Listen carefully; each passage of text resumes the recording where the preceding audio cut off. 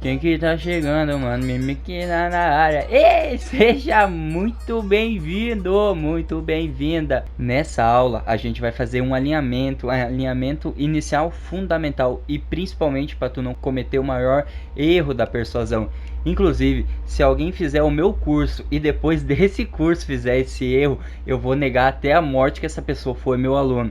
E brincadeiras à parte, talvez agora tu já saiba sim qual é o maior erro da persuasão, que é ficar falando dos aspectos técnicos. Imagina a Coca-Cola, ela lança um produto e fala: chegou o novo refrigerante de nós de cola. Gente, qual é a emoção despertada nisso? Mas eles não fazem isso. Imagina então que eles fizessem um novo lançamento e falasse: novo refrigerante, tantas calorias, carboidratos, tanto de sódio, ferro e etc. Péssimo também. Não importa os aspectos técnicos. Em contrapartida, o que a Coca-Cola faz? Abra felicidade.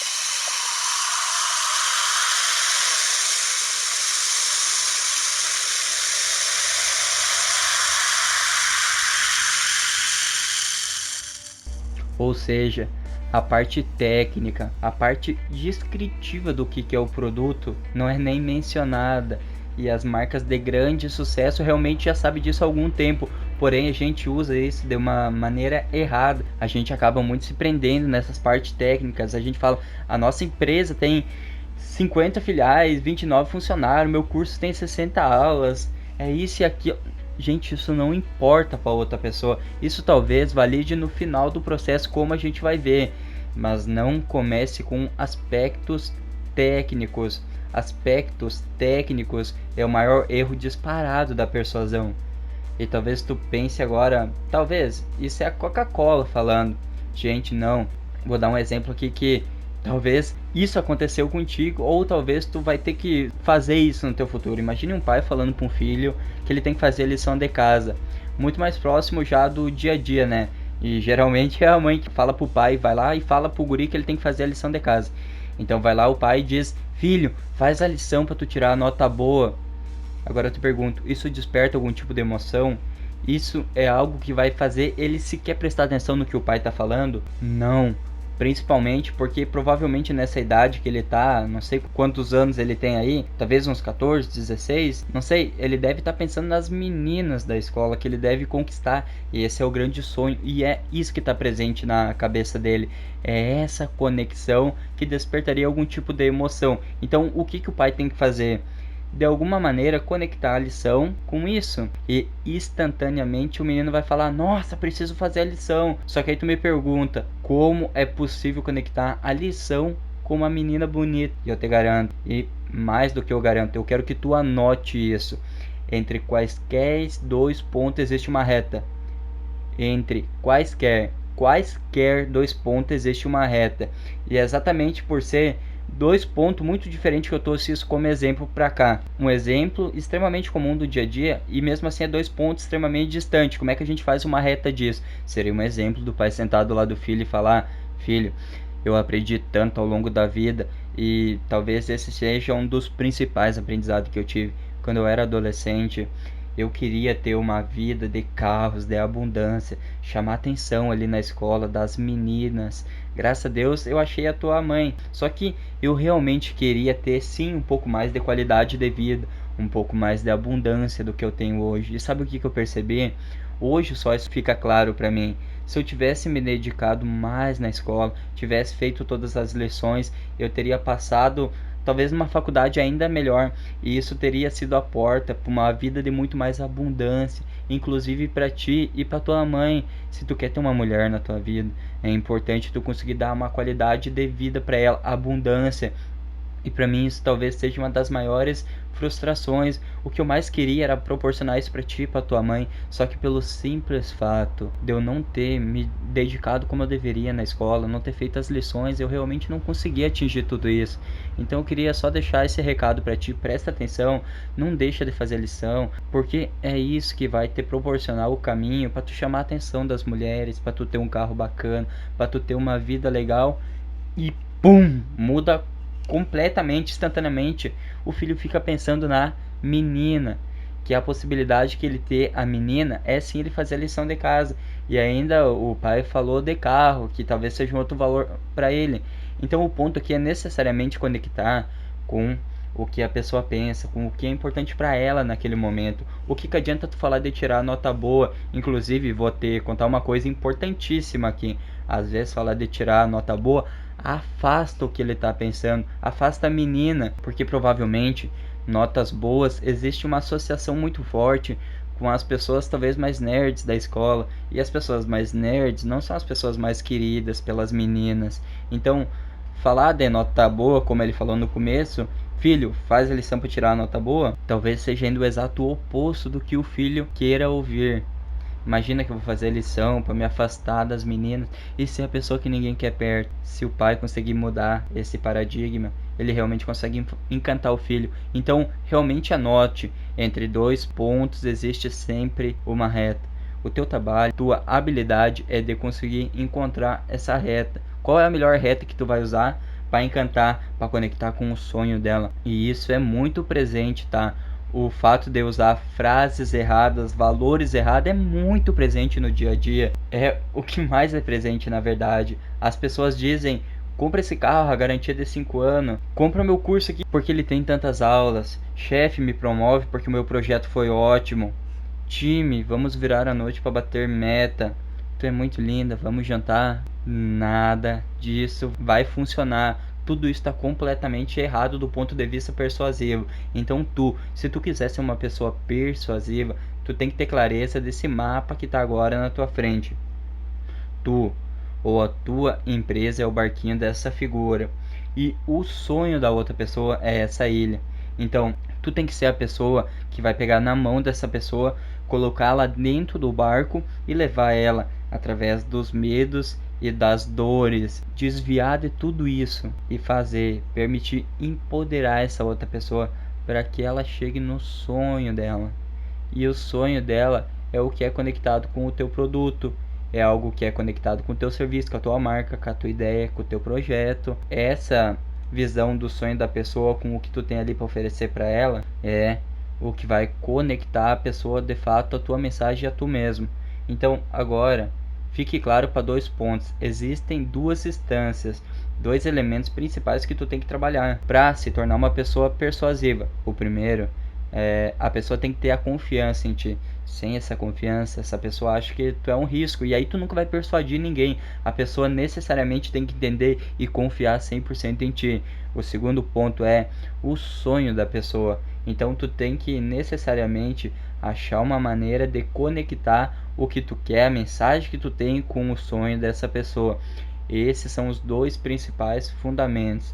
Essas são as duas principais bases que a gente vai trabalhar. E a gente vai rechear muito essa base para tu ser sólido em ti e ser sólido na conexão que tu faz com o sonho da pessoa. Esses são dois módulos. Especificamente, tu é o módulo número 3, onde a gente vai falar muito da empatia magnética de uma maneira completamente empática.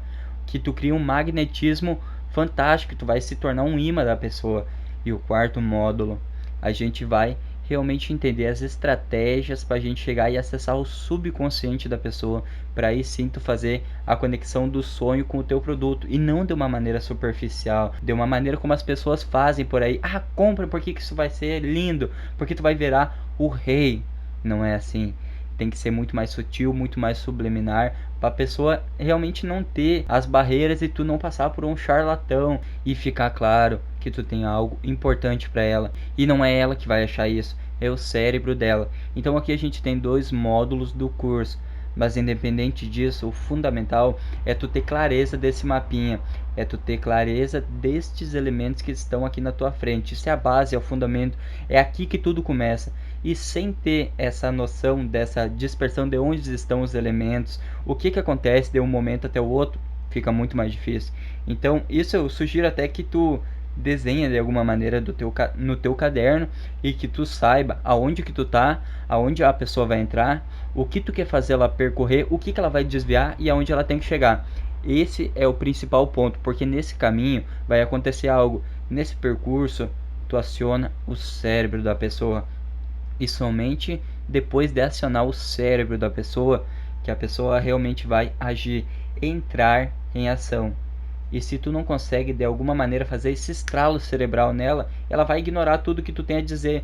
Vai parecer mais uma informação nova entrando no cérebro dela, só que não acionou o cérebro dela. É muito diferente algo que entra no cérebro de algo que aciona as estruturas neurais corretas, as áreas corretas do cérebro. Essas áreas a gente vai discutir com profundidade no módulo 2 desse curso, para tu realmente entender sim a parte mais técnica, que ela é, apesar de técnica, fundamental para tu ter os fundamentos da neuroeconomia, da neuropersuasão, para a persuasão ficar clara, o jeito que ela ocorre, o processo que ela ocorre dentro do cérebro, para te dar o GPS, para te dar o mapa do percurso exato, em que uma decisão das áreas acionadas para disso uma decisão surgir, para disso uma decisão ocorrer. E é também esse módulo 2 que a gente vai discutir o momento em que a decisão é tomada. Eu vou te provar cientificamente que é no cérebro que a decisão é tomada e só depois a pessoa se torna consciente e aí sim a ação acontece.